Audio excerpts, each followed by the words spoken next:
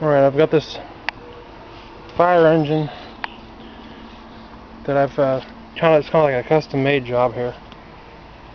It has some stickers on it my kid put up as he collected stickers over time. The back axles were replaced, and so was the motors with a Fisher-Price Jeep.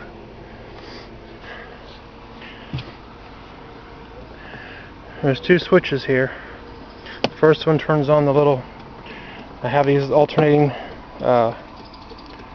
clearance lights, and that switch is also connected to this, and that powers up. There's a little speaker I placed underneath there that makes everything kind of louder.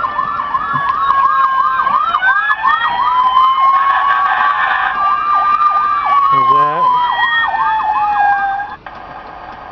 It sounds like it's running right now.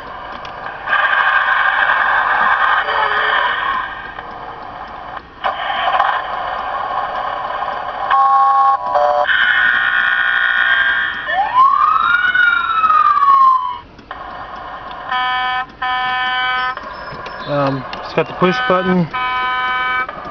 buttons out of a Fisher-Price Jeep, high and low, and forward and reverse. Just the gas pedals out of the Jeep too. Seats out of the Jeep. Like I said, this is kind of custom. It just kind of sits in there. Here's the electronics that control. It used to control the motors, but now it just controls quite simply the sounds. I have a breaker right here. Oh, and the second switch is for an old type police or fire engine. Now the lens is starting to get a little bit of cracks from the sun already.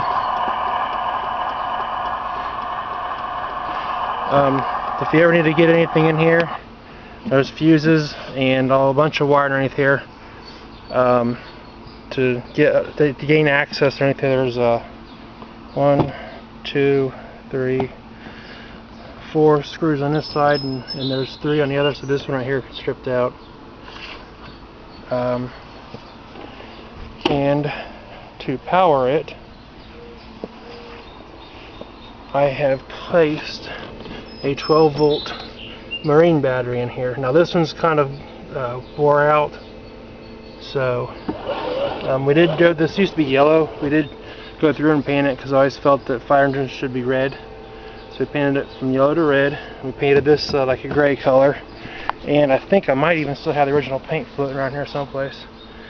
I have the original wheels sitting in the garage. If anybody wants those, I'll sell it with it. So that's about it. Thanks.